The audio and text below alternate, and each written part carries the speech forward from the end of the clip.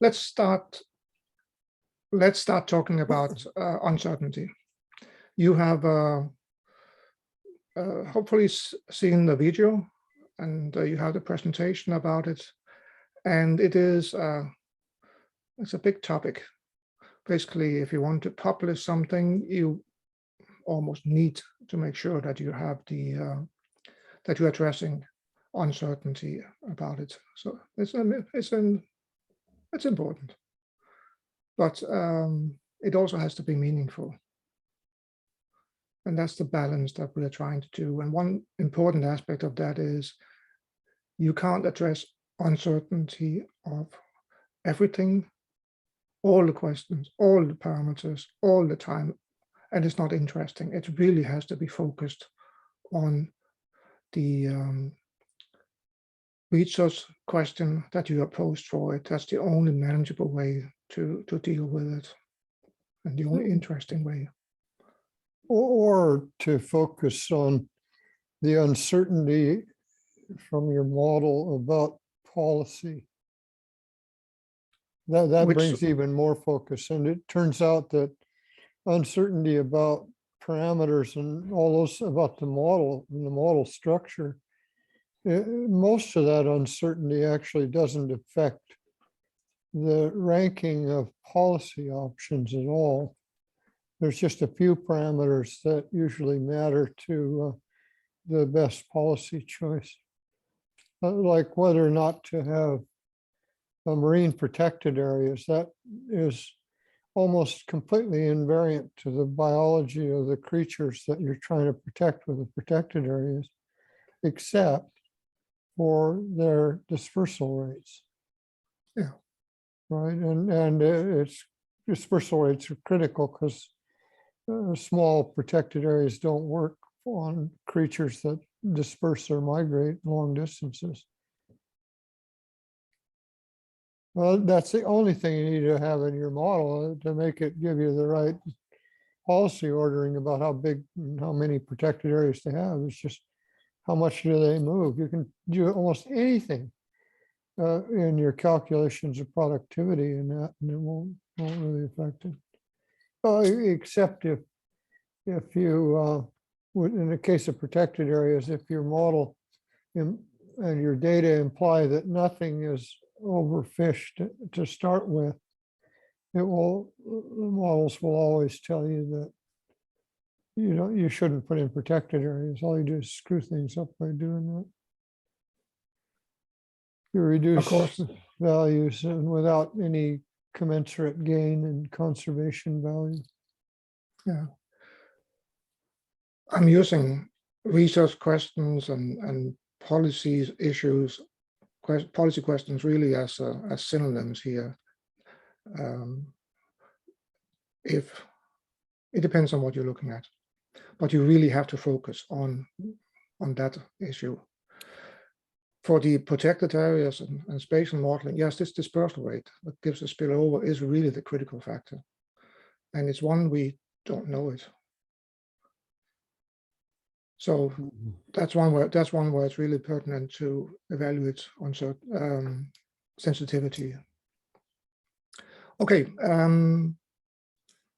so what are we going to do today? We could pull up the presentation, the YouTube video about uncertainty, which has a presentation associated with it, and maybe we should do that just to hear if there are any questions related to this. I'll just do the presentation here.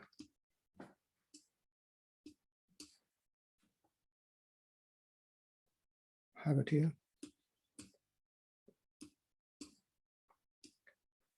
Was there anything in this that you would like us to discuss here? Maybe could you scroll down and just so they look at a few of the slides that might trigger thoughts about things that they won't think of doing just looking at the title.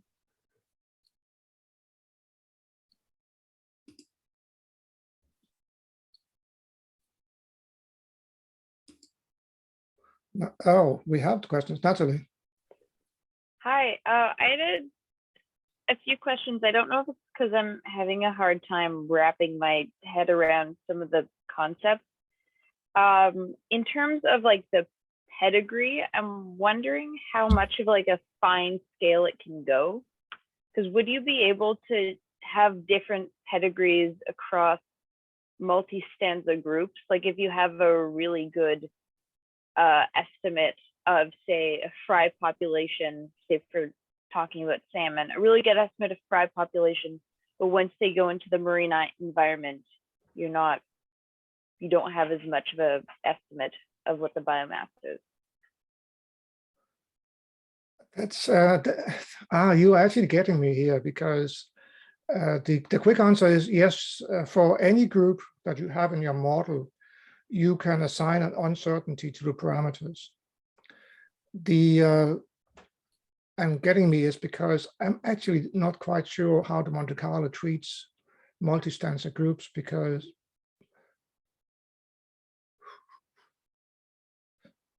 I guess it will have to recalculate the multi-stanza for each run. Carl, do you know if it does that, how that's set up? Oh yeah. No, whenever before you make a run, there's always a recalculation of the stanza parameters. As far as I know, it's part of the Ecosim initialization, and it's it should be. when you go from Ecopath to Ecosim, so it has to get recalculated, scaling things and so on like that. I mean, Jesus, I can't imagine you would bypass the subroutines that do the initialization. No. So what would happen for a multi-stanza group would be that we start with the Ecopath model. So it is all the way back there. And the things that can be recalculated would just be for the leading parameters. So when you set up the multi-stanza, you can only enter, for instance, a QB value for one of the stanzas. That's the one that would have uncertainty on. That one would imply what it would have to be for the other one. So that one is not really interesting. The interesting one in the multi-stanza is typically the mortality rate that goes in, and the mortality rate is for each stanza.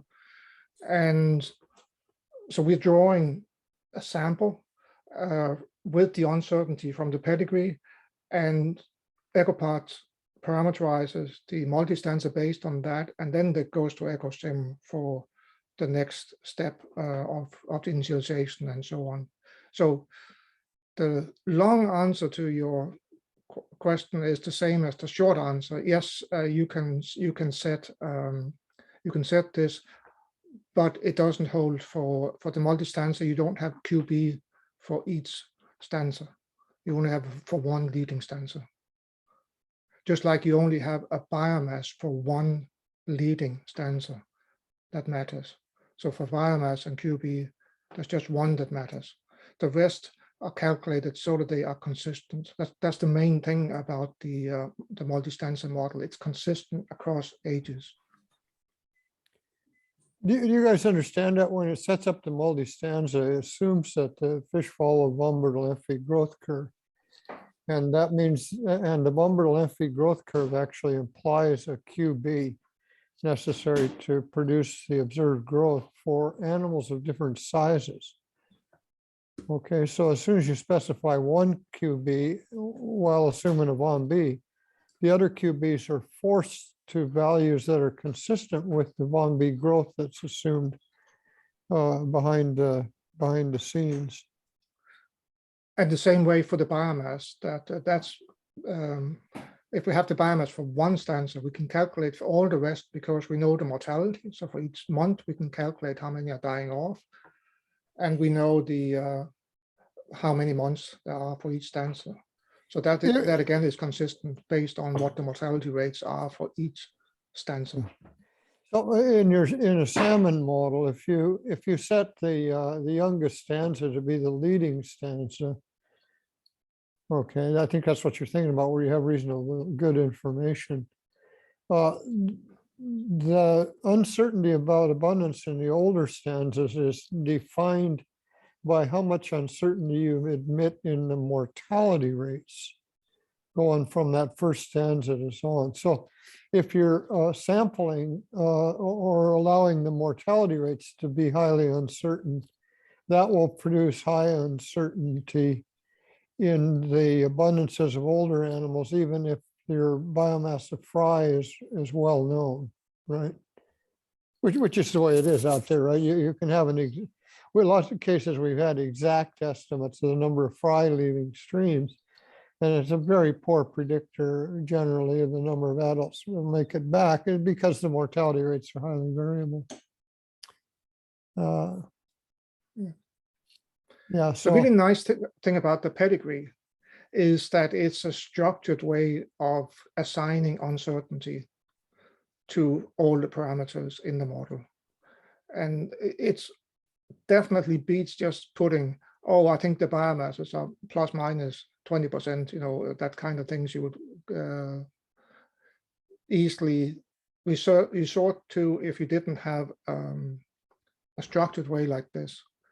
Another thing I really like about the pedigree is that when you look at a plot like the one you have here, which you right away have an overview of how well rooted your model is in local data. So when you work with models, you typically have to get data together from different sources, different people, different organizations. And this here is a way of communicating back. What do we know about the ecosystem? What do we know about the crucial parameters for the various parts of the ecosystem? You can present that in one table like this, one plot. It almost is because it's all colors and not numbers, and it communicates well. Elena? Yeah, I was wondering, do you always do the pedigree after balancing the model, or could it be useful to do it before so you also know which parameters you can more easily modify if you need to change some for the balancing? Or is that not a thing? When I help someone balancing a model, what I'm really trying to get at is how reliable are these estimates? So that's what I keep asking to figure out where it hurts for people to change the parameters. Oh, well, we studied it and we know all the details about this. So yes, Elena, absolutely. If you've done it, if you have made the pedigree, then anyone who just looks at it can say, well, we don't know very much about the catches from this system here. So that's one thing we have to treat with, be very, we can change that more than we want to change the, well, in this case, it looks, no, sorry, the catches are well known, the diets are not well known. So it's easier to change the diet here. Green means low pedigree, blue, green, not the other way around. we used to have a search procedure, and I don't think, I hope it's not in the current one, that would search for balanced models by varying the Ecopath parameters until it at least made all the EEs less than 1, so not requiring spontaneous creation. Yeah. And the amount that it would vary the parameters was defined by the pedigree information. So it would vary the more uncertain things more as it searched for a balanced model. But I think what our main experience with that is that it was really prone to coming up with really goofy models, really goofy Ecopath parameters. It wasn't really producing credible alternatives.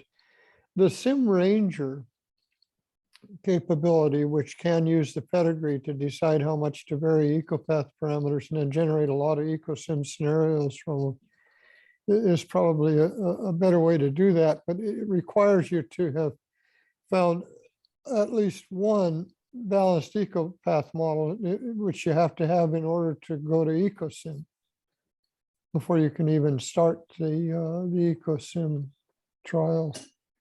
So if you, the routine that Carl is talking about is the, oh, what was it called? It's the paper, it was made by Pat Kavanagh, back in the early 2000, 2002 or 3 or Mhm. something like that. There's a paper in our collection about this automatic mass balance routine. And indeed, the problem with that one was that it would not pick up estimates that were totally off. And this one, as we talked about in the first classes, there will be errors in the data. There will be conversion errors. There will be mistakes in them. You have to find them. And getting a model mass balance is the best way we know of how to create a model and find those. Specialists think about finding those errors. What are things Dumb that are off? mistakes. Yeah, mistakes is what we really want to weed out. That's what that's the check that comes from making the first model, that the data is internally consistent. There may be errors. There could even be errors that cancel each other out, like you have too high a biomass and too low a PB. We multiplied, and we won't see that because we're just using the production as an example. But because they cancel out, we can't see them. They may or may not still be important. There's a, But this is at least a way of weeding out the worst. There's a research group at the National Marine Fisheries Service in Seattle that was led by a fellow named Carlo, and he has his own Ecopath and Ecosim versions of Ecopath and Ecosim developed that he wrote himself, R or something like that. Anyway, No, it wasn't some weird. It was rather Fortran or. Yeah. Anyway, they're still using this stuff, and but what the group down there's been doing has been developing models of the Gulf of Alaska and Bering Sea primarily, and they're developing them to deal with issues of biodiversity impact of the fisheries. And in order to do that, they're building really large Ecopath models, like more than 100 functional groups. 200, yeah. Yeah, 100, 200, way more than are needed to deal with most policy issues in fisheries, but explicitly aimed at detecting threats to biodiversity, threats to the abundances of minor components of those ecosystems, which they're required to do by law in the US. And there's one reason more for it, Carl. They are required to make ecosystem status reports. And in those ecosystem status reports, they have to describe for each species of interest, and we're talking about a couple hundred, even in the low species diversity area, like up in Alaska, relatively low. For each of them, the model gives them the opportunity to talk in a structured way about the role of that species in the ecosystem, the role in connection with who is an important predator on, who are the important predators on this species, how important are the fisheries for this species. So they can talk about the individual. They have the structured way of doing it.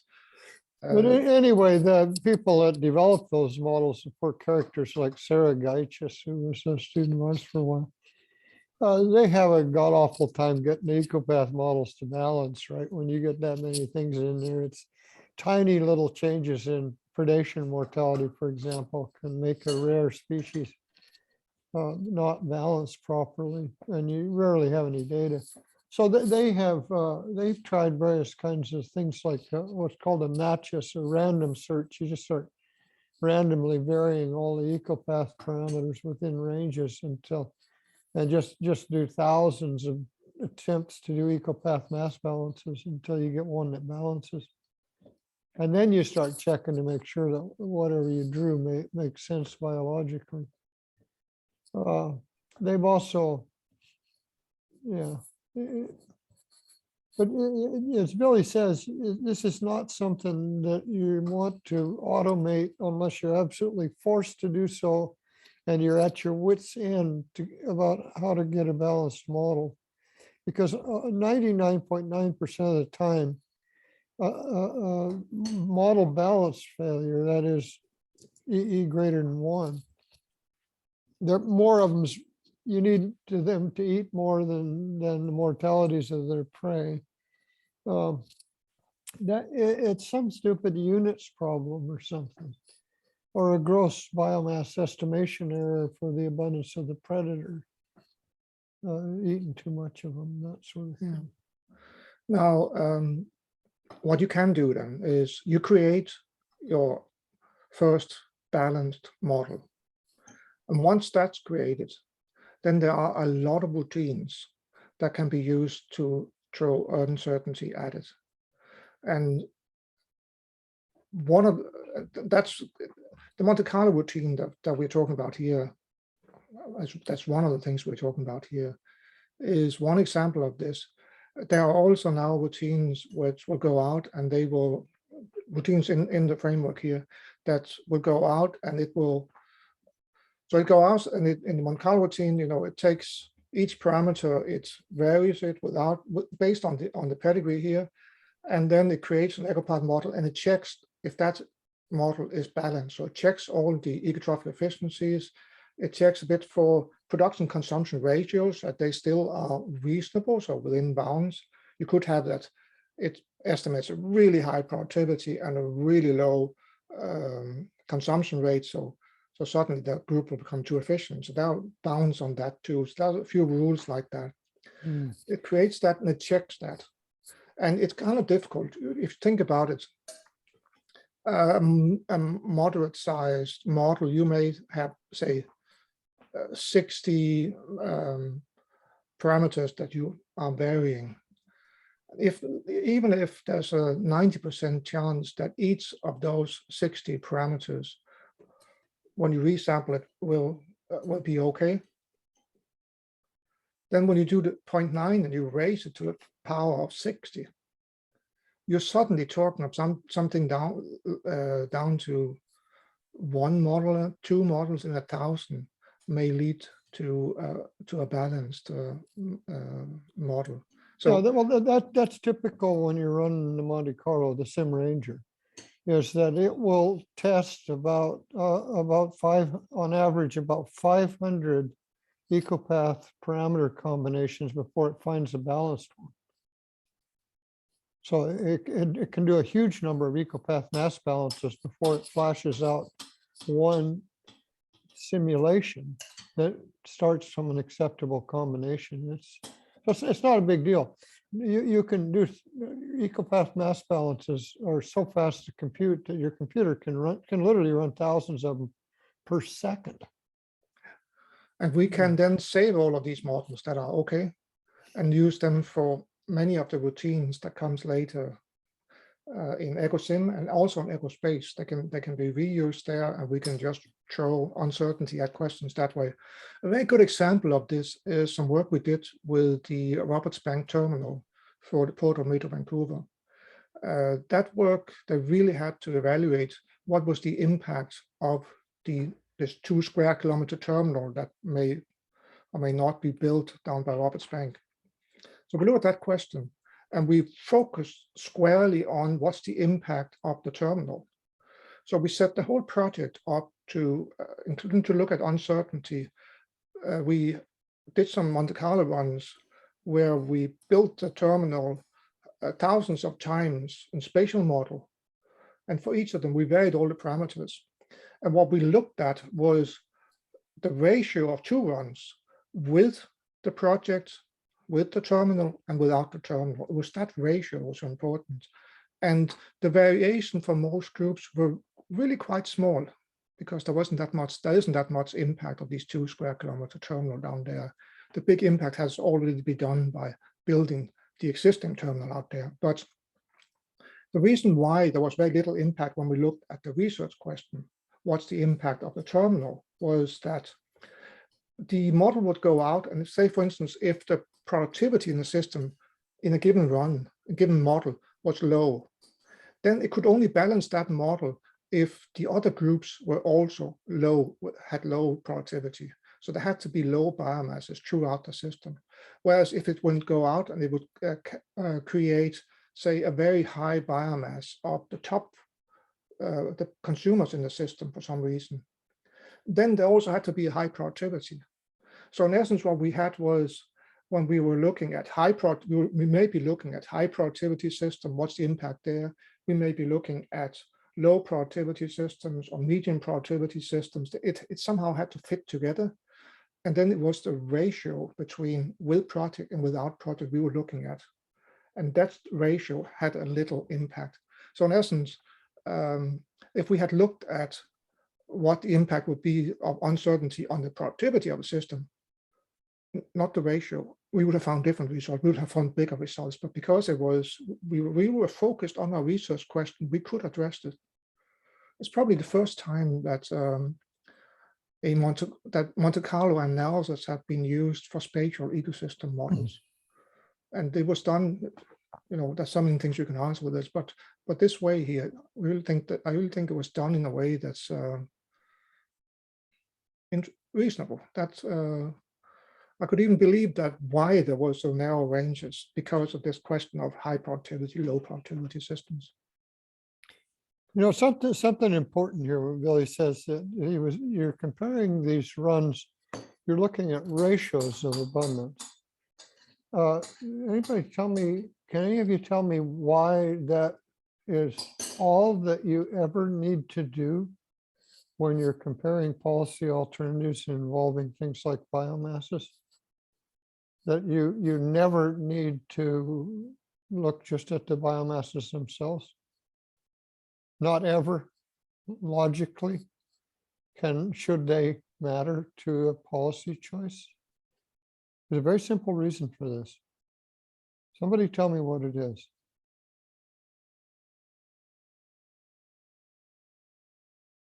Is it because you're not necessarily looking at like the numbers themselves, you're looking at like a rate of change or an effect? So the ratio between those two is really, yeah, you're getting warm, information. but why is it that you only need to ever look at the ratio? well, you're making Time a rates are a different matter, but when you're looking at biomasses, why do you only ever need to look at ratios of biomasses under different policy choices or whatever?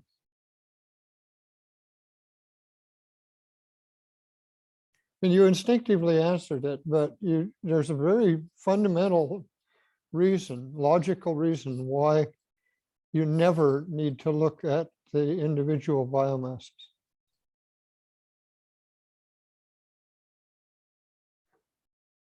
Well, the answer is that they are based on arbitrary units of measurement.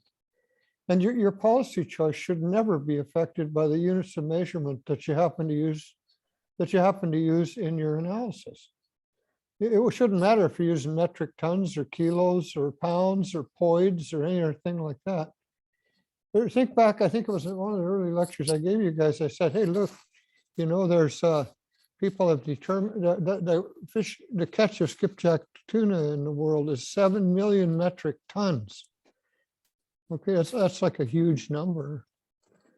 But when I tell you that the biomass is 100 million metric tons, then immediately you'll look at the ratio. You'll say, oh, they're only catching 7 out of 100. That's a low impact on the population. So that impact assessment doesn't depend on you having used millions of tons as your unit. It depends on comparing the unitless ratio. Now, if I'd wanted to make it look even worse, I could have expressed it instead of 7 million tons, I could have said it was 15 billion pounds, or whatever the hell a conversion from tons to pounds is, see? I think the other part of the answer to Carl's question is also it may be that we often have to choose between policy options. So, and the best we can do is often the outcome. We predict that the outcome is better under this policy than under that policy. Again, it's ratios that we are looking at. And that may be that this species is doing better in this analysis than it is in the other relative to another species. Okay. has something awfully complicated.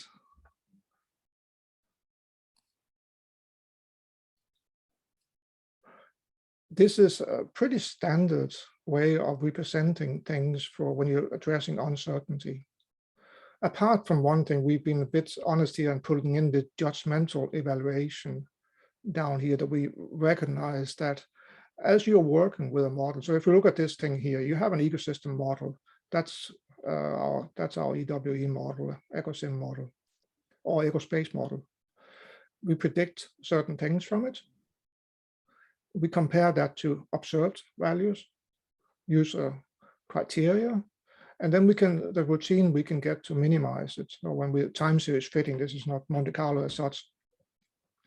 We can search out and we can go and estimate vulnerabilities, which is what is addressed here with biomass carrying capacity relative to the Ecopath baseline. It can impact other things, such as environmental productivity, would be these two here, notably. So while this may look very complicated, it isn't really that complicated. And what this thing we've added to it is that when we're doing this, we're seeing, oh, model failures. That's the error pattern recognition here. That then leads to, oh, we have to fix things in the model. So this is for all modeling. This is an important part, that you evaluate the model, and you do that best by running the model and really checking it, how it behaves. Clear enough? Was there anything else in this?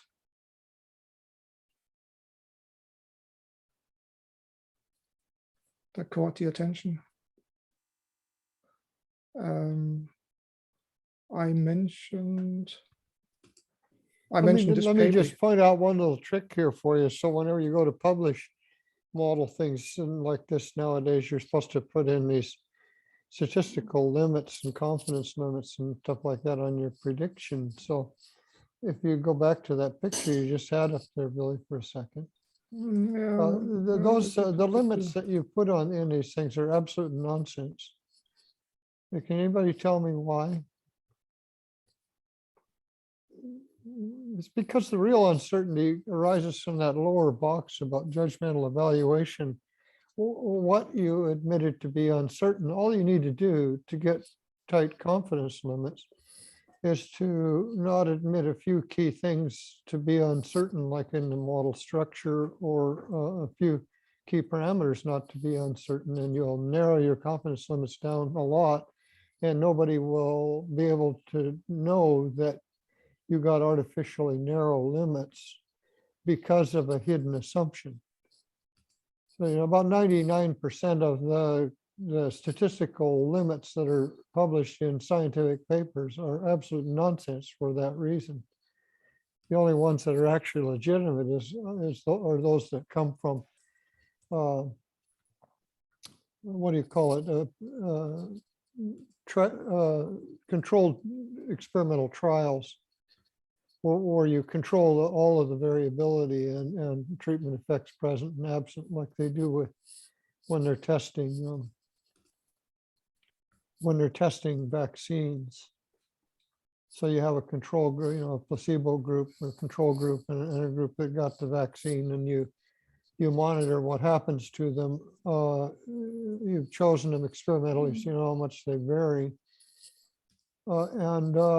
And there, the statistics is useful to tell you how likely it is that you got the outcome that occurred in the trial group by chance alone. But even there, it's turned out that this is really hard to do, because the selection of experimental subjects or experimental units to use in the experiment is almost never random. And it almost never covers the whole population to which you want to make management inference.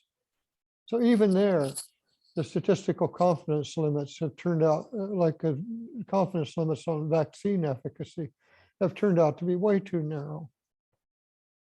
Even though you have to publish this nonsense and pretend that you're paying lip service to the need for statistical analysis. Don't ever trust anything you read in the way of confidence limits, and know that if you just leave a few teeny things out, you can get nice narrow confidence limits for your papers, and probably nobody will catch you. Here is a good example of something that wasn't caught for 20 or 30 years. This is from DFO's research survey for shrimp on the West Coast that we analyzed, Carl and I. And because DFO ran these complicated way, they had this complicated way of analyzing the surveys, and they're using the surveys to get absolute estimates of shrimp abundance, which is then used to estimate the to set the quota. Show them where Tofino is on that map, because all kids know where the West Coast is, Vancouver Island and Tofino. We're Vancouver Island. Now I'm a little bit lost here. This is not Tofino. We're just north. Tofino is one stretch down here. It's just below. We're just above Tofino here on the West Coast. Yeah. So the blue here indicates survey lines. That the blue is where DFO has had surveys. The dots are just in 2021, that's where they had the surveys, but the blue is what you need to look at. That's where the surveys are. Now the yellow that turns black, that's where the industry is operating. That's where the shrimp are. But this here is where DFO has been working all the time in this area. Now DFO, out of this complicated method that they're using, comes up with an estimate for biomass each year and a narrow confidence interval on that biomass. And they don't present maps like this. We made these maps. So they go to the fishermen and say, this is what we estimate out there for the biomass, and these are the confidence interval on it. But the survey is not where the shrimp are.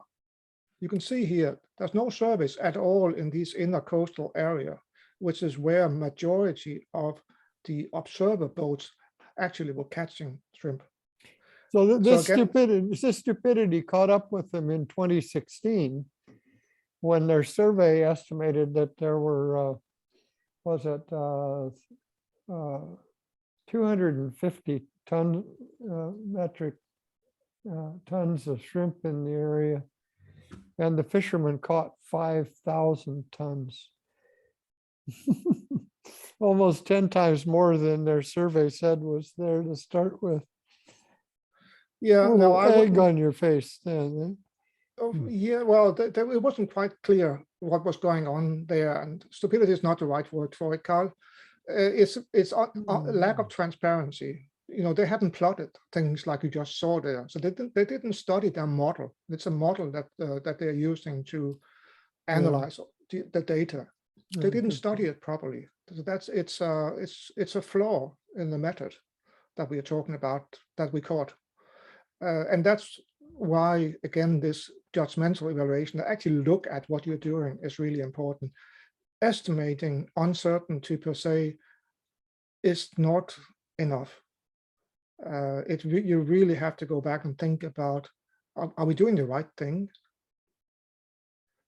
And yeah, okay, you can say it gets complicated, but you get there small steps. Yeah, actually, if you ask whether you're doing the right thing, the answer, you already know the answer before you start. It's no, because you don't even know what some of the uncertainty. You can never be sure of that. Don't be so ambitious. Just ask yourself, can I produce a model that is an improvement upon what has been done before, or that is more likely to give a good policy ordering than whatever was being used to order policies before. You see what I'm saying? If you ask for, am I doing the right thing, you'll end up paralyzing yourself. That's true in all of the science that you do. Let's continue this discussion just a little bit more till we cover some more of these aspects, and then we'll take a break. And then I suggest that for the last hour or so, we will open up Ecosim or EwE, and we'll look at how we implement uncertainty. So you've seen it work there. This here is a fairly new routine that builds on the Monte Carlo analysis, which is made so that it records whatever you're doing, and it can repeat that, and it saves. So in the Monte Carlo, it will go out and it will save a large number of models, and you can then run your models through Ecosim or Ecospace and see how it impacts the outcome of the models. And in these plots here, it's looking at biomasses, and you see a huge variation on biomasses. And again, it's on absolute measure here, biomass, that it's evaluating it. So it may or may No, not because be. that's a relative biomass, Billy. So the units of measurement have been removed from it. All it's Tons per looking square at kilometer. is the trend, right? The As trend long is as you- the yeah, as long as the data type that you're looking at is relative biomass, like from a survey, this whole units of measurement thing is dealt with for you, in a sense that all that Ecosim is looking at is the trend pattern in the data. So never put in a relative abundance time series with only one point, because there's no trend information in one point. So what But it's there's telling you is about uncertainty due to the model parameters and what the trend is, yeah. and the relative values are. Yeah, sorry about that. Well, anyway, it shows in this relatively, no, this here is just an example from this, but this here is built on a large number of models. So it really is different parameterizations of Ecopath that are then moved through the whole machinery. The Eco Sampler is the tool for that. Echo sampler. It's the new routine that saves it saves the models, and you can then record. You can then use it for different things. It can it record just what you're saves, doing. just saves the Ecopath model. It's not varying the vulnerabilities, is it? I think it can do all of that. What's it varying?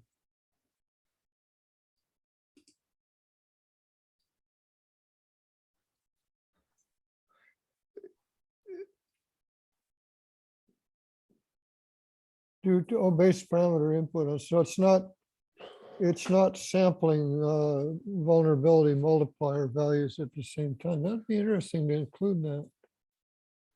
I'm just not sure about that. No, it says right. This Yeah, is this is the old Eco Ranger or the Sim Ranger that developed.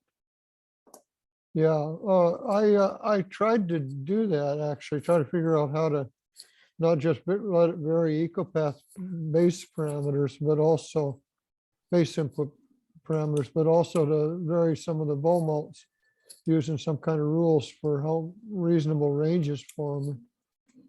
I never implemented it. Or I implemented Well, it in this is- one, because it was too scary. It just gave way too much uncertainty. Yeah, this here is implemented and used. Yeah. So this is how It's- much uncertainty you get in your trends just due to the uncertainty that you have to, in this case, have admitted, or the user admitted in the Ecopath inputs, not in the other things. I'm not quite sure about how much it can do, because you can run it through a number of routines in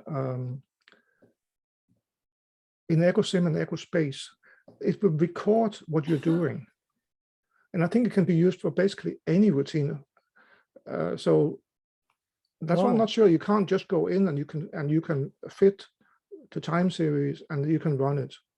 I think you can do that, but Jeroen is the one who made it, and we should really have ask him.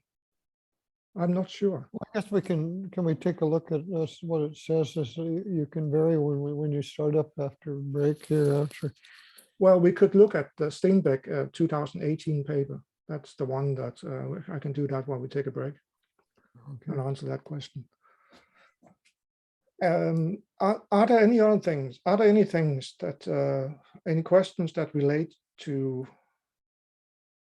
the video and the presentation? Dana? Is there any situation in which you'd want to use different technique to model the uncertainty, or is Monte Carlo just going to work for most situations?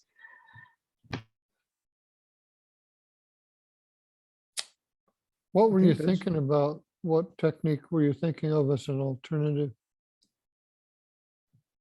To be perfectly honest, I didn't have any in mind. I was just wondering if sort of this is the only one to do, or if I need to keep in mind if my model is looking a certain way, or if I have a certain situation arise in my model, if I should be doing something differently, just so I'm aware when I'm making the model. No, it's essentially all statistical comparison methods are Monte Carlo methods. In the sense that what you do is to examine either by simulation or by mathematical analysis how much uncertainty is occurring due to variability that you admit to be present in the data. And whether you can generate that prediction analytically, or like for simple hypothesis tests, or have to do it numerically like we do with bootstrap and jackknife methods and so on like that. There's always a Monte Carlo method, Monte Carlo logic hiding behind any attempt you do. So that the question isn't whether you're going to use a Monte Carlo method. The question is only how you implement it and what uncertainties you include in it. And I would like to refer you to page 162 in the Adaptive Management book by Carl Walters. Huh? Structural uncertainty is Mhm. not is an additional way of looking at uncertainty. So you can actually go out and you can try different models, different model formulations, and see what uncertainty will that have on your research question. So that's certainly one more type. One of the things about Ecosim is that you can essentially turn on relationships and turn them off again, which is equivalent to some degree to representing structural uncertainties. Structural uncertainty is about whether an effect is present or not, or a relationship is present or not, or a variable is there included or not in your model. So structural uncertainty comes from the functional relationships you assume and how you bound the problem, what you assume to be outside of your system, and they're not varying over time, and what you consider to be inside your system. So there's one nice thing about EwE is a fair lot of flexibility in how you can represent structural uncertainty. It's in addition to those workings, it's also the question of, are we making a model that is just with the core groups? Do we have more groups in it? There are a number of aspects related to structural uncertainty. It's Any one other of the questions? most difficult practical problems that students encounter when they get started is just that you've already been over this, is how complicated do you make the model? How many functional groups do you put in? How many variables do you try to simulate? And there's this trade-off that you saw in the presentation, that as you try to add more variables to be more biologically realistic, you make more and more mistakes in how you represent those individual variables, and the more likely are you to end up with a model that doesn't represent anything well. So the general advice is start off with few, rather too few than too many groups as you start off. Yeah. You can always add.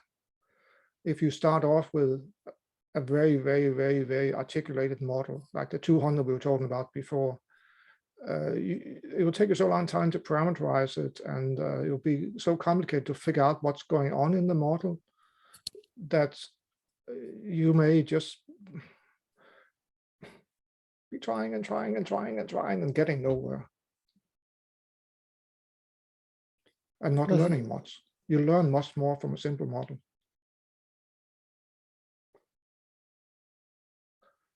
Okay, 5-minute break. Then we pull up Ecosim when we get back again. Stop share.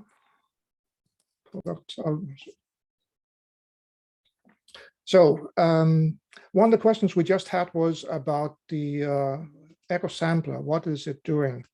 And I kind of forgotten because it's been a year since last time I looked at it. I'm just going to find a paper. So this here is from the echo sampler paper.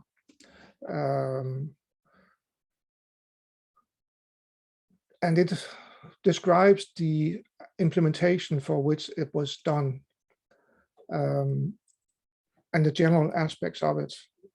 It builds actually on a lot on the part of it, at least builds on what is in the lowest thought SME, lowest thought management strategy relation plugin that Steve Mackinson and colleagues took the lead on developing, which is a pretty neat feature. There is a paper about that in the video, or the description of the paper about in the video, but there's also about the echo sampler actually.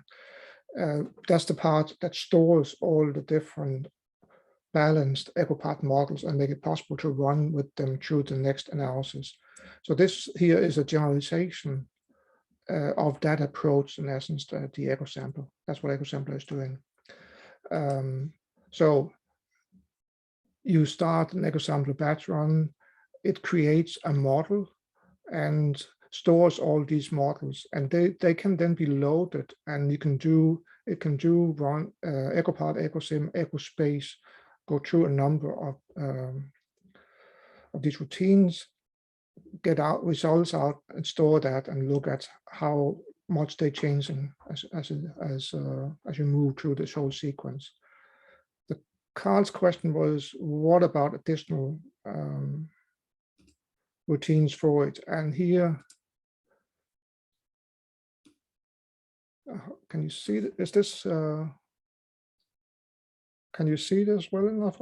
I can try to blow it up. Here, that was a bit too much. No, maybe I can do it like this.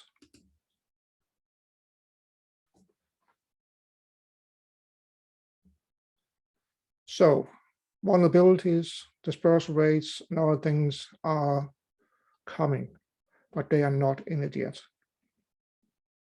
That is the concrete status of it. Too bad. It is it's an interesting routine.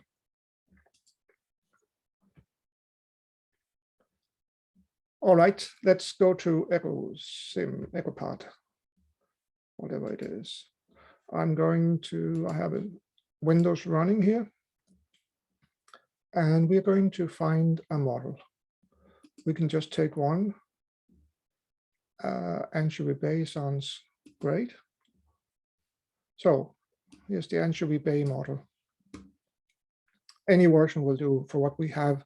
The only critical aspect is that for Monte Carlo, we need time series. And let's do what we always do. If I go in here, click this little button down on the yellow time globe, I can load an Ecosim scenario, and I can load the time series. Because there's only one Ecosim scenario, I can go straight to a time series, and it will load the associated scenario. It doesn't have to choose, that's just one. So now I have a model that has time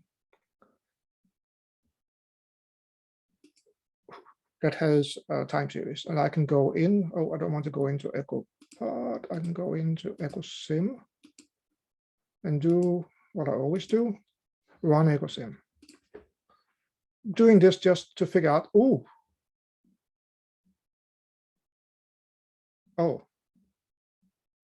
we are definitely have a model here that has some issues. See, we're totally losing the seals, and we're losing cod. Let's go and figure out what's going on here.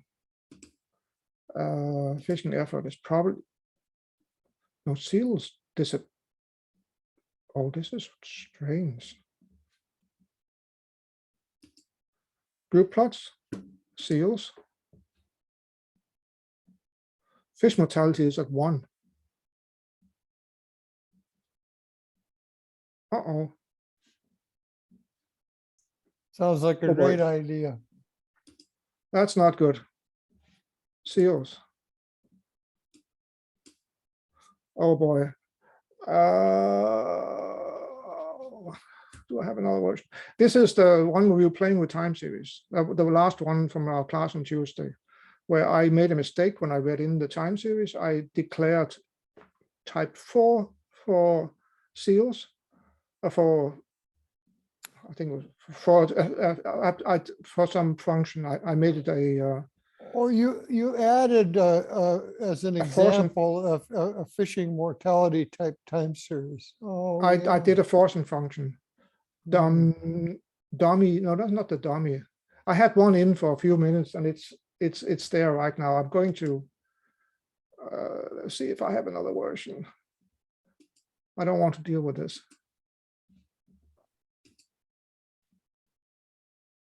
Okay, we have one here that's Multistanza. Let's see, do we have?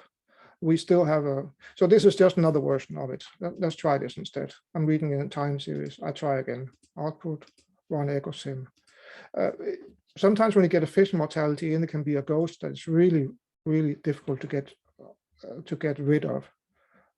I can do it, but not for an open screen. I have to go in and put in another fish mortality and get it down to 0. But well, better to have an example of multi-stanza in it to get at the question. I think it was Natalie raised earlier. So we can run it now, and we can see, yeah, it looks kind of, it looks quite reasonable. It's doing things. You can see here, seals are going down and then up again, not as much as in the time series. So of course, the next question here that you're looking at is, what are the assumptions about carrying capacity for these groups? Where are they in the Ecopath baseline relative to the carrying capacity? Have they been depleted like the seals and the whales, and should therefore have higher vulnerabilities? What is in it? Whoa. We see right away here that there's estimated high, in this version here of the model, there's even estimated a high vulnerability for whales, though we don't have any time series for whales. I think we don't have any time series for whales. Let's go and have a look. Again, just exploring it. No, we don't. We have sealer. We can do time series grid here. We have seal biomass. It's not reacting to, oh, they're all flatline, doesn't matter.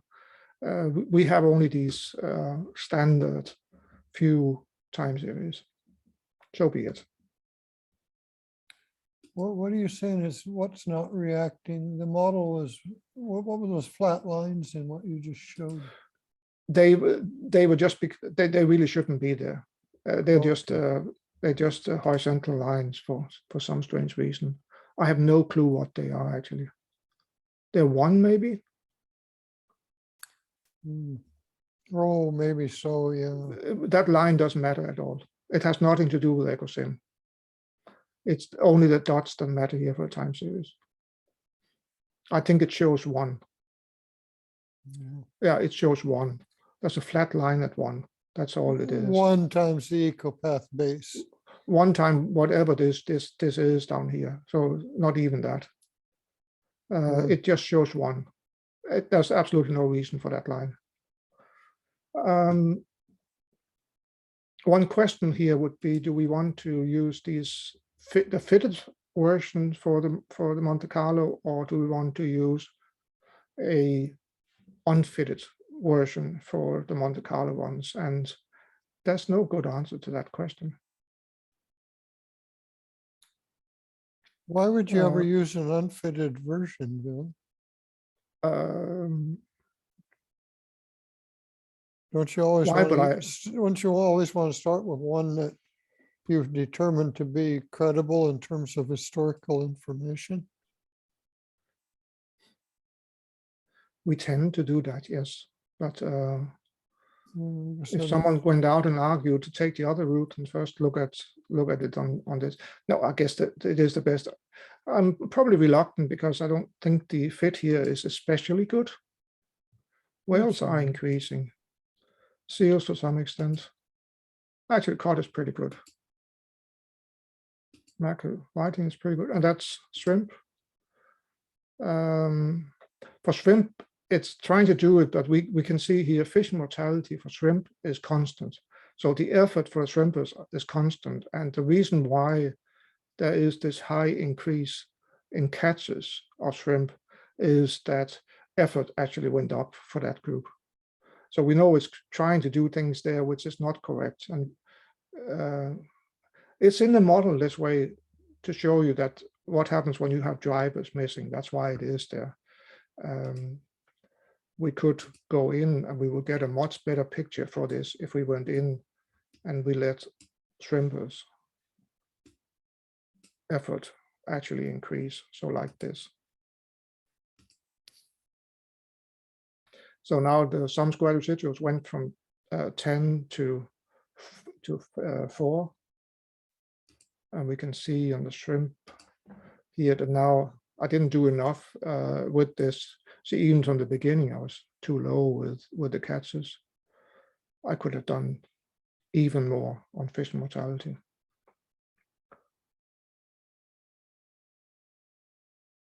Fishing effort. Sorry, fishing effort. This is going to be better.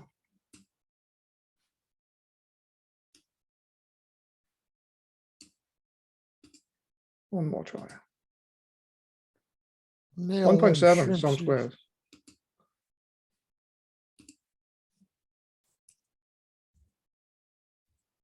See if it had any consequences. Whiting is doing fine. Cod is still doing fine. Oh, fitting is fine. Seals are okay. Whales. How about the shrimp? Are you The shrimp is you fitting the catches now, or are you still almost fitting the catches? Yeah, that's not good. completely. It's good enough. Okay, so we have a fitting model now. And yes, generally, that's what you want to use. Let's go and figure out how we can look at uncertainty for this model. We have to find it first. And it's probably going to be on Ecosim, not output, but the last tool down here. So Ecosim tools, we go down Monte Carlo simulation. There's also a multisim, which is for estimating mainly indicators based on different forcing functions or time series. Variation in those. But now we're doing Monte Carlo simulation. We're getting this rather complicated interface. So when we look at it, number of simulation trials is 20, which for our purpose is just fine. And we then have that we can load biomass CVs from Pedigree. Actually, let's have another look here. Let's start with look at these tabs. Settings allow Monte Carlo to vary the following parameters. You can see there's a whole list there of input parameters. So it can actually, yeah, that's quite a few it can change. There's also retain better fitting estimates, use trials to search. We can do that, save that. We don't want to do the other things here. Biomass, here we have, the default here is there's a CV of 0.1, and that leads then to, you have a mean biomass, which is the Ecopath input biomass. That's why there's no, for mackerel juvenile, there isn't any, or for bentons, there isn't any for some reason. Juvenile is because it's Multistanza group. So it's a derived parameter. Yeah. You want, as long as you have mortality variation, it will get varied. Yeah. So if you go in and you change the CV here, I can put 0.2 instead. See, it recalculates the lower and the upper limit.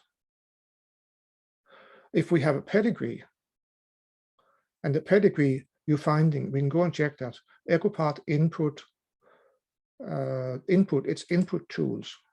So yeah, it's you're getting this picture here. There's nothing for these two groups, but then we have for pedigree for defined for these other ones, apart from diet and catches. Normally they show up as well. I don't know why they don't show up here. Oh, now we can do it. And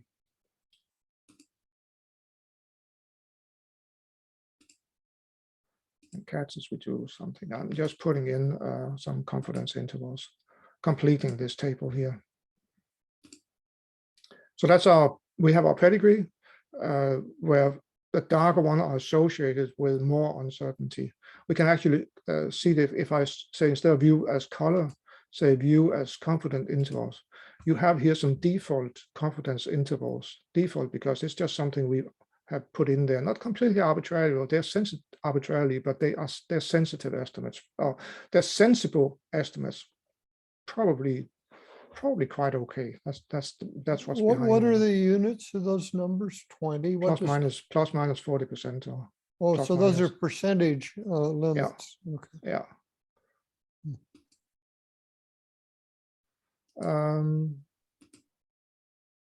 Back to color again.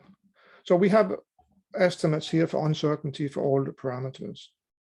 Let's go back to the Ecosim tools Monte Carlo simulation. Yes, we want to save this. And now I can say load biomass CVs from Pedigree. And you see now that we have estimated those. So plankton from 5 to 24. That's, we're going to be sampling in that range there, values in that range. PB, we can do the same. Really, can I ask something just to double check I am following correctly? Yeah. So the values here will be the interval that you define in Pedigree. So that lower limit and upper limit is based on that confidence interval that you're given in Pedigree or not? That I've given in the Pedigree? Yeah. Yeah, it is when you click load QB CVs from Pedigree. Okay. And if you define it yourself, how do you just make it up? Like, how do you define it? What you mean? I talking about the Pedigree, or if you don't do Pedigree? If you don't do Pedigree and you just write them, like as in the tutorial that we wrote 0.4. Like in this case here, 0.1. Yeah. How do you define that? Is this just like arbitrary? Do you base it on? Oh, yeah, yeah. That would be, you say, well, what if all my consumption biomass ratios are with a CV of 0.2? You know, then you, or all of them like this, you can go in and you can just try different things.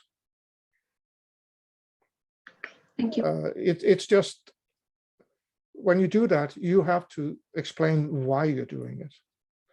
When you do Pedigree, you can blame us. In other words, you can give a reference to that this is a standard thing, and it seems to be accepted. And part of that is it's not correct, but it's sensible. You know, when you drive it that way, if it's the Pedigree leads to something that makes sense. That's the whole. It's not precise, it's not correct or anything like that, but it's sensible. You know, it fits into general knowledge. It's built on general knowledge. So we define this setup as we want it, and you can see all the different things there. And when we have done this, we can go and we can just run trials. Oh, there are no reference time series loaded. I forgot to load my time series. It comes in wonders. Once it's about, we have to do that. Is that going to overwrite your fishing effort that you put in for shrimp? I'm pretty sure it's going to keep it, but oh, we're running them now. Biomass plots. That's what I want to see. This is shrimp. No, this is not shrimp. Shrimp is red. You can't see what shrimp is. All right. You just show the one group when you do that? Just show shrimp and let's see what it. We have shrimp biomass going up. Or what we can do is we can just go to output, run Ecosim, run it. And actually we need to see group plots. shrimp. No, it saved the effort. It kept it, okay. So let's go back to Monte Carlo and then let's do this once more. I'm going to now to run trials. So now we start from scratch again. This is the first trial. Now you can see up here, the original sum squares was 1.7, and we got 15, 8, 38, 55, 7, 7, 21, 3.6, 4.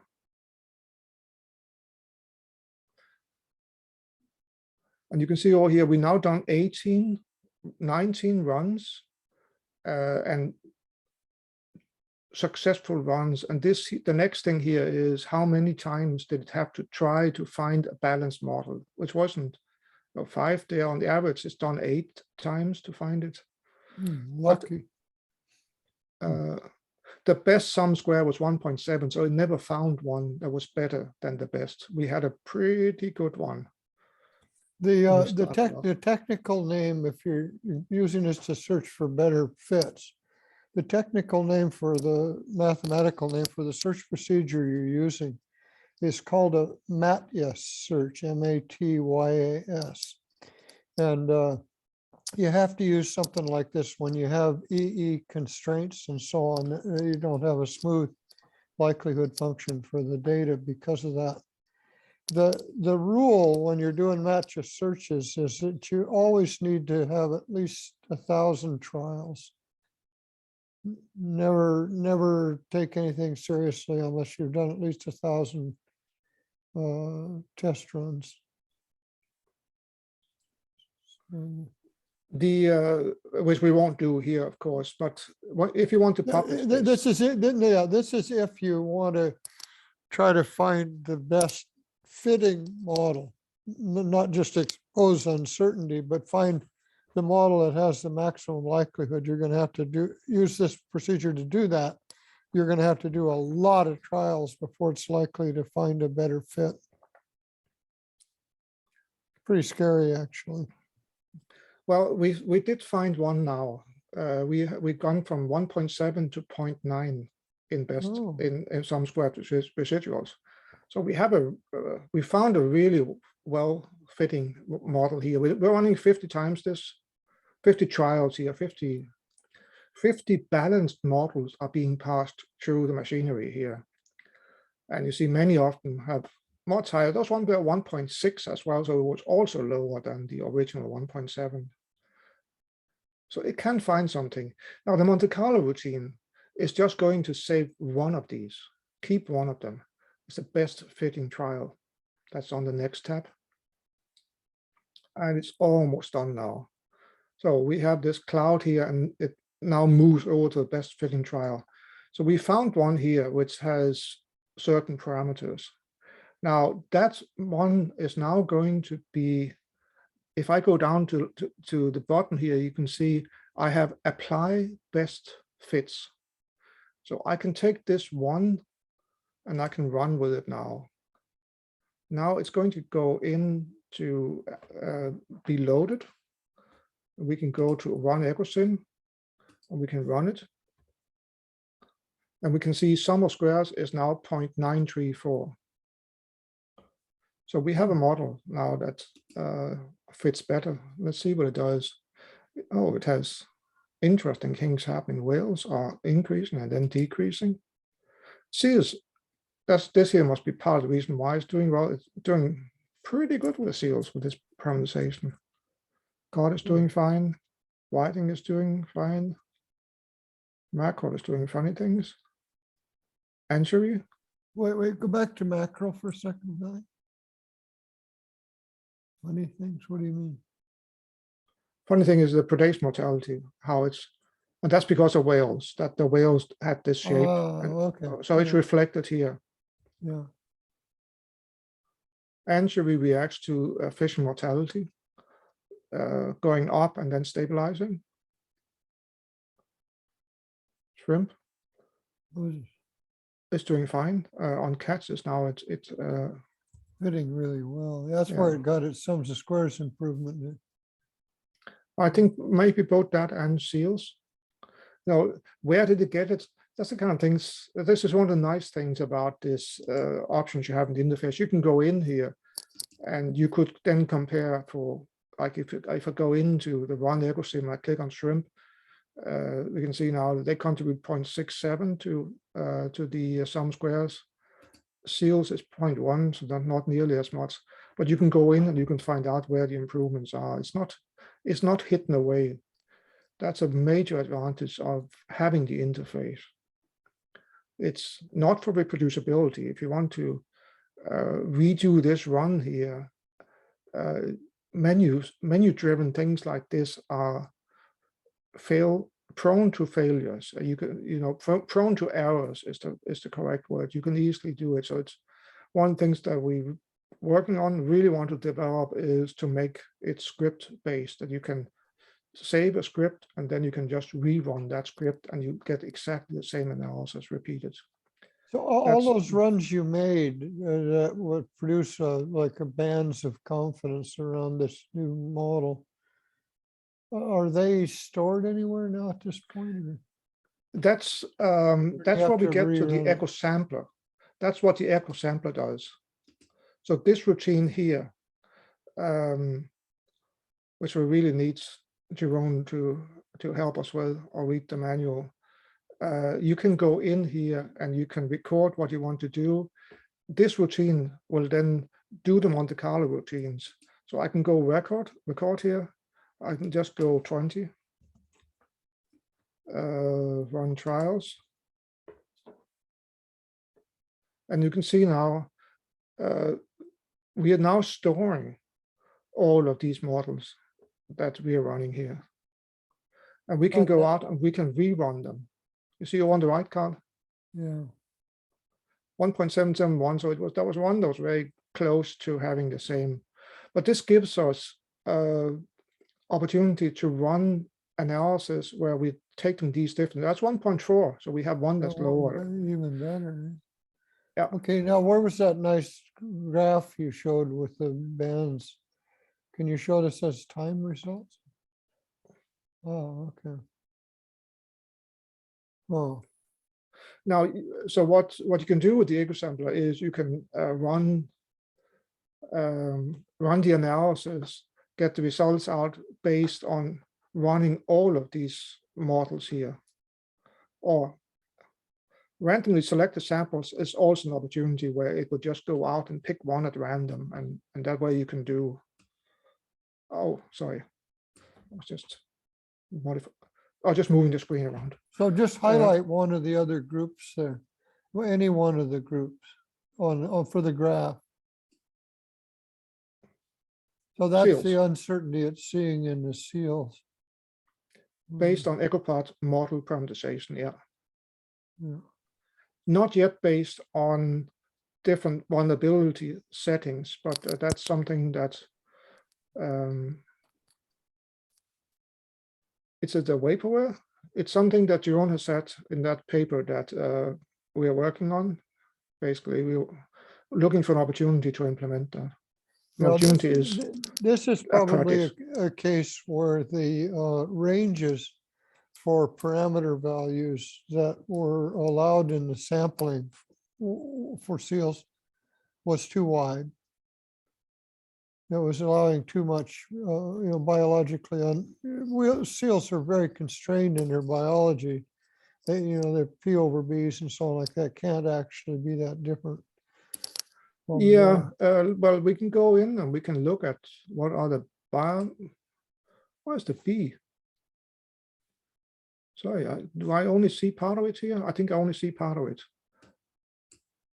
Yeah, there we are. Biomasses. Actually, for seals, I was using 0.1. Yeah, okay. For biomass, for PB, for PB, it's using 0.35. Yeah, see, that's way too much uncertainty. Yeah, we could go down to 0.1. And we can run again. Run trials, biomass plot. We look at seal now. Still a fair bit of variation there. From 2 to 7 time increase. Okay. Can I ask something, Billy? Please, we So No. would if, like to hear some other voices. sorry, maybe I'm just confused. I'm sorry if it's silly, but if you want to present, or when you have to present the uncertainty of this model, let's say this is the correct one, what you present, is it that table with the upper and lower limit, or you can plot it? How do you present the uncertainty of your model?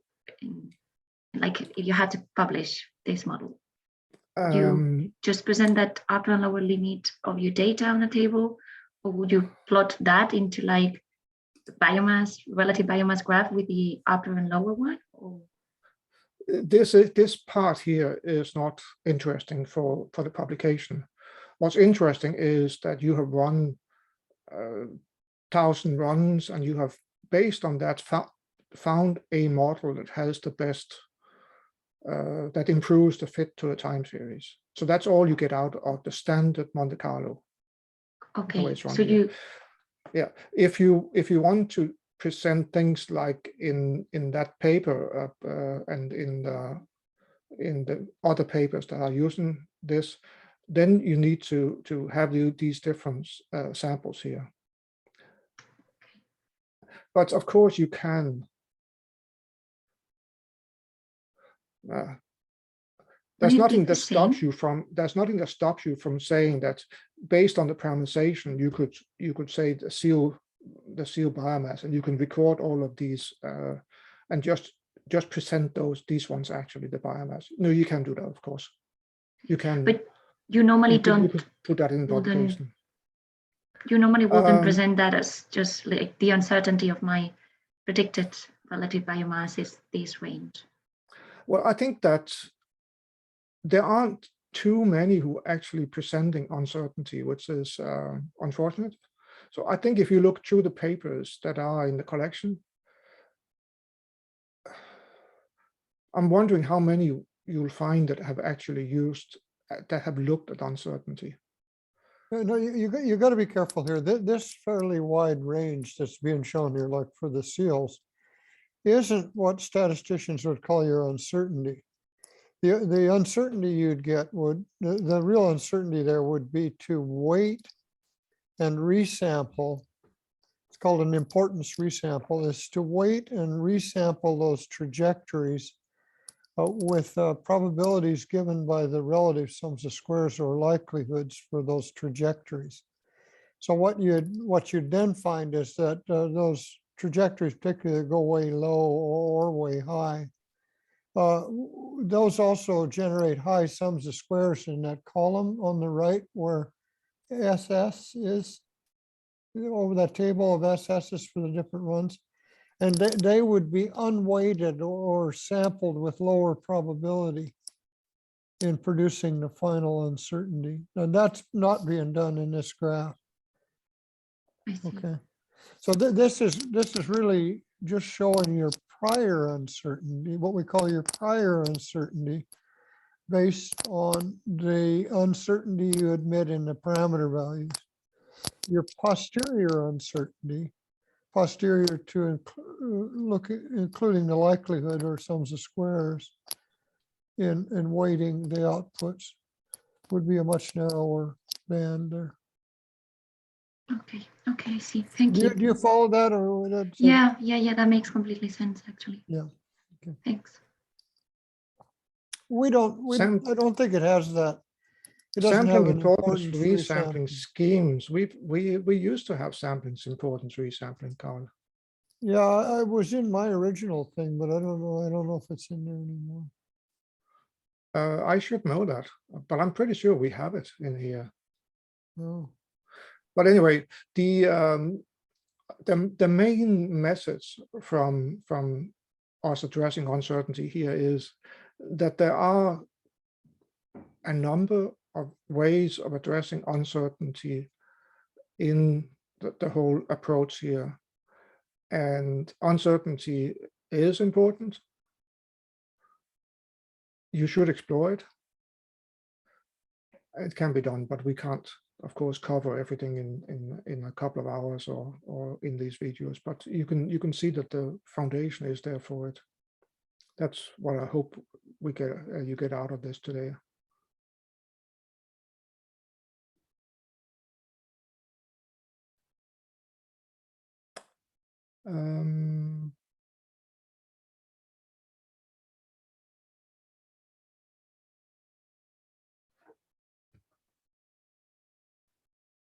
I should actually talk to Jeroen about this randomly selected samples. There ought to be a version here where it's selected based on likelihood. So based on the sum squares there. You have to do the initial sample based on a prior or something, which is what you're feeding in. Then you resample from those results in proportion to the relative likelihood. So that's how we set it up previously with the Monte Carlo. It was okay. I didn't. Yeah, we have done that. Yeah. Yeah, the business of just looking at the prior, that's what we used to call sim or eco ranger, right? And they just gave you the range of possible values that would lead to balanced models. Yeah. Yeah, whereas this thing needs to be using the data to tell you relatively how likely the data are given those different parameter values. Have we made everyone sufficiently confused by now? Yes, Elena, you have? I am a little bit confused. But one question, you mentioned in the video that, of course, 20 simulation is not enough if you were doing like a model for publishing. And is there like a stipulated number that it's generally agreed, or is just like over 1,000, any number will be fine, kind of? Carl kind of gave you the answer to that question by saying you need at least 1,000. There's no accepted standard for that. Some people, like a guy that Billy and I are working with, always does like 20 or 30,000 things where he would basically get the same picture of uncertainty if he'd done about 100 of them and smoothed them. Yeah, no, there isn't an accepted standard. The general rule is, if you're not sure you've captured sort of the tails of the probability distribution, some people really worry about the tails, where others worry about just generally what's the sort of 80% most likely range for things. But somebody that like Murdoch McAllister really worries about that 5% tail. And to make him happy, you'd have to like take 10,000 of them, at least 10,000 of them to see the tail of the posterior. Thing is, from a policy perspective, the tail is almost never interesting. The really low probability things rarely have a huge weight in determining the policy. The worst case outcome doesn't almost ever drive policy choices.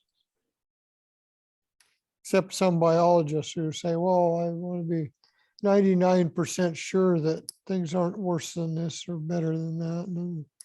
And that's just a biologist expressing a silly personal risk aversion. For the Ecospace Monte Carlo runs for Roberts Bank terminal, we ran 5,000 runs typically. We did it a number of times. 5,000, and that's 5,000 with project and 5,000 without project. Same parameter. So why 5,000? Because it's a big number, and it took a day or two, a couple of days to do that. It was a complicated spatial model with lots of cells and so on, but it was feasible to do. If we're just talking Ecosim, we're talking minutes. We're not talking days at all. Minutes or worst case hours. This fellow that Billy and I are working with, his general rule is run as many simulation trials as you can get done in one night. Yeah, that's a lot. Eh? You let your computer run all night. How many do you end up with in the morning? That's as good a criterion as any.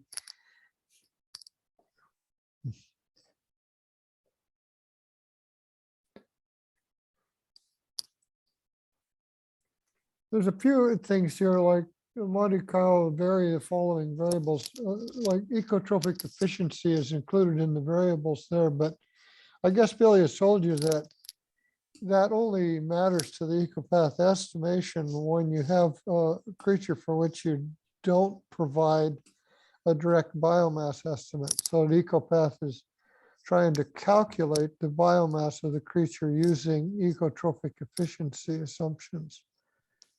It's a VPA calculation. In that case, Ecopath is saying, well, how big do biomass have to be in order to give this much mortality effect on the other species?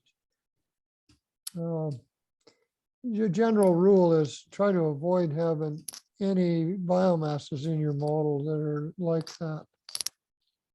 So avoid having to fiddle with that ecotrophic efficiency at all. If you specified biomasses for everything, there won't be an ecotrophic sampling that does on the ecotrophic efficiency values won't affect the results at all.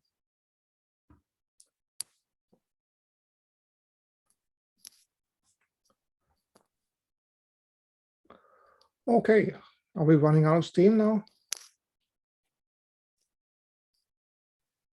I do have another question, which probably you already have answered. But so once you run it, if you do find a better model or a better fit, does that mean that you have to use the one with a better fit, or you just have to justify why you keep yours?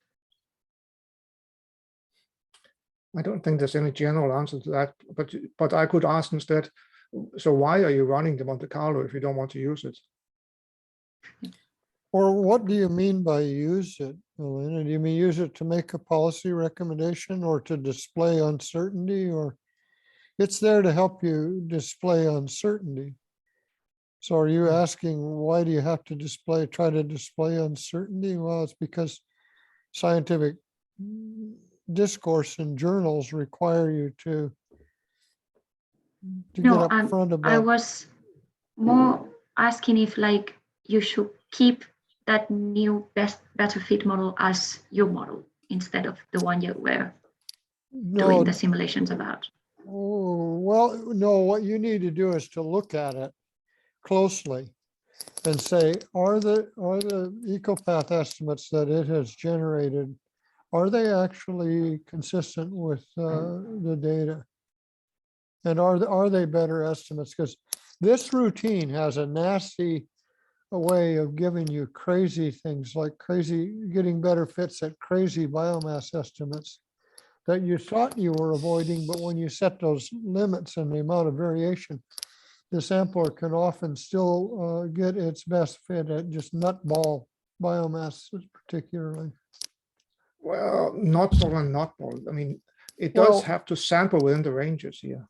One of the things that often happens is if it's a species that you don't have a lot of data on, and the species is impacted by a bunch of other things, okay, a bunch of predators, then if you lower its biomass, you increase the impact of the predators on it, right? You increase the base predation mortality rates, and that makes it harder to balance the Ecopath model. You're more likely to get an EE greater than 1 when you're varying the other things. So what will happen in that case is that sampler, the Mathias sampler is more likely to just, if it doesn't have a lot of data that can stop it from doing so, it'll just make the biomass for that creature large so that it doesn't start causing lots of greater than 1 sampling. You see what I'm saying? And that's not because there's any evidence that the biomass is large or that predation impacts on the creature are high. It's just, it's an artifact of the kind of sampling criterion being used here.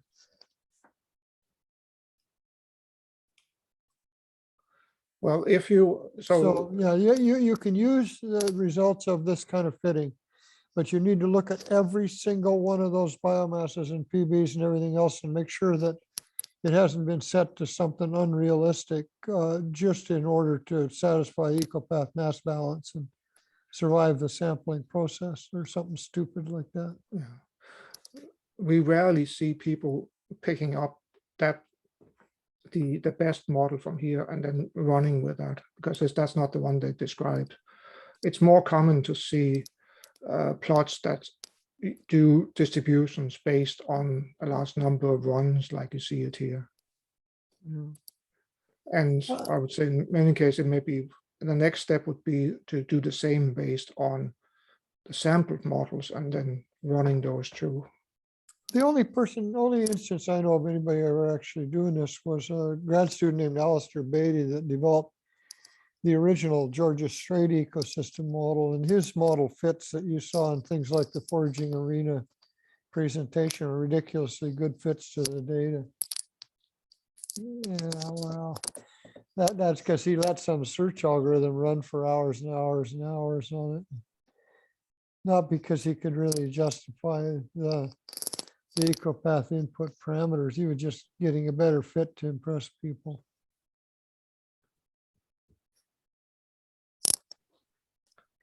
He was doing what statisticians warn you not to do, which is overfitting. And then they also advise you to do all kinds of statistical things like giant linear model fits with multiple covariates and multiple independent variables that are just like random forests that tell you, the statisticians tell you to use random forests. But it's just absolutely catastrophic overfitting. And in the theory of statistics, it's an utterly insane thing to do. But everybody does it. And it's an accepted practice, even though it's guaranteed to give you something misleading. Yeah.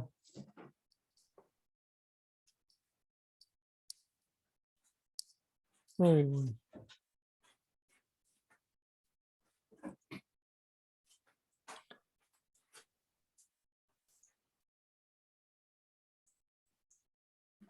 I don't hear more questions. Is there anything else about uncertainty that we haven't talked about? Yes, of course there is.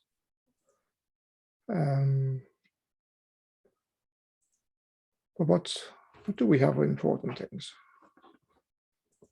Have we forgotten anything, Carl?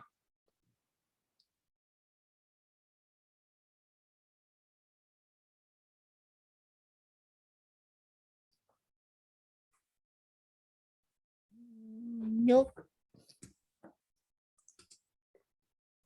Nope, that's a pretty clear answer. You know, you can always go on with these things, especially when you're talking about scientific uncertainty. There's no end to the discussion. This picture that Billy just put up there is really the most important one. Is this business that you have to guard against of as a biologist. Our intuition is put all the biology you can think of into a model. Make it as realistic as you can. But what we found through practical experience, that's going to the right on those two graphs, is making the model more complex, is you really quickly reach a point where the things you're trying to model become so uncertain, yet a few of them still end up being really, of those uncertain things being really important to policy predictions, that your model actually isn't working at all. A lot of the big stock assessment models being used in fisheries like this are catastrophically over-parameterized, is the statistical word we use for it. The most famous example is the Pacific hake off our coast. There's a huge team of scientists that run this gigantic 300 or 400 parameter fitting model on Pacific hake data. And because the thing is so over parameterized, the hake biomass estimates jump up and down by 500% from year to year because they're completely unstable. The hake aren't going up and down, anything like that. So what happens is that the people who actually manage the fishery, the Civic Fisheries Management Council, they just ignore these goofball scientists and they just go ahead and set the quota this year pretty much close to last year's quota. And that's worked out quite well. So, you know, building your big model isn't going to gain you credibility. In fact, it may cause something like that to happen where people just ignore you. And rightly. I mean, these council members and so on may not be hot top scientists, but they're people with pretty good common sense. Enough to know that when they see the numbers coming from the science bouncing crazy ways that they can't trust the science.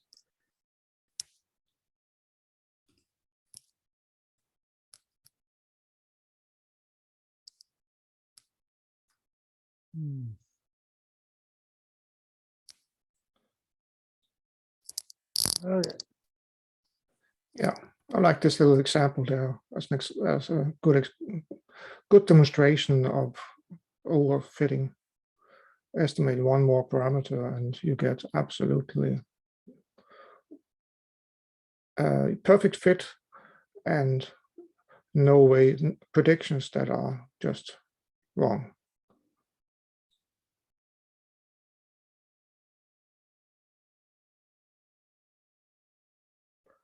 Yes, okay, I think we covered it. So the plan for next week is that we're going to spend the week, is it once or twice? We're going to be talking about spatial modeling. So introduction to spatial modeling, which will include that we build a spatial model together. And actually, I'm a little bit unclear about, can't remember because I thought we had, I had only put, yeah, okay. So we'll start on that on Tuesday. Do a demo of aerospace, discuss the spatial presentations, and then on the Thursday we'll add a little bit to it, but do the tutorials for the spatial model. So construct the model together as the main thing for Thursday. And that means next week kind of rounds off the introductory material, if I can call it that, or all the presentation that, and for the last 1, 2, 3, 4, 5, 6, we'll have 6 or 7, we'll actually have 8 classes left for working on your models and the presentation of your models. So Lilio, for next Tuesday, the video we're supposed to watch is, we look it up in YouTube for L15. Is that the one that will correspond? Yeah, 15 is spatial modeling introduction, yeah.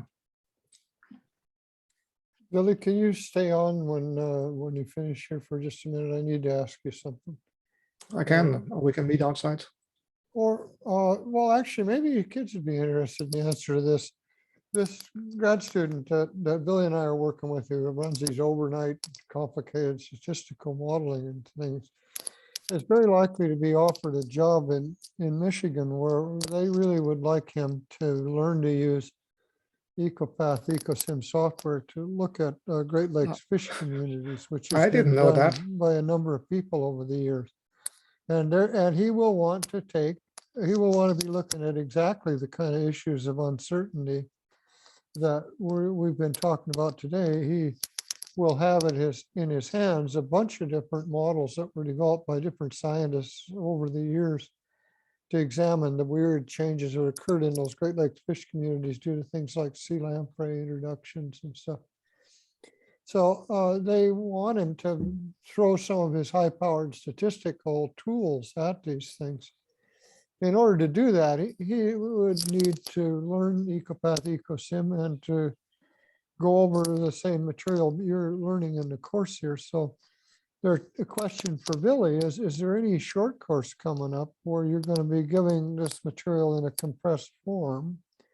And if not, can he get access to all of your presentations and videos from the course?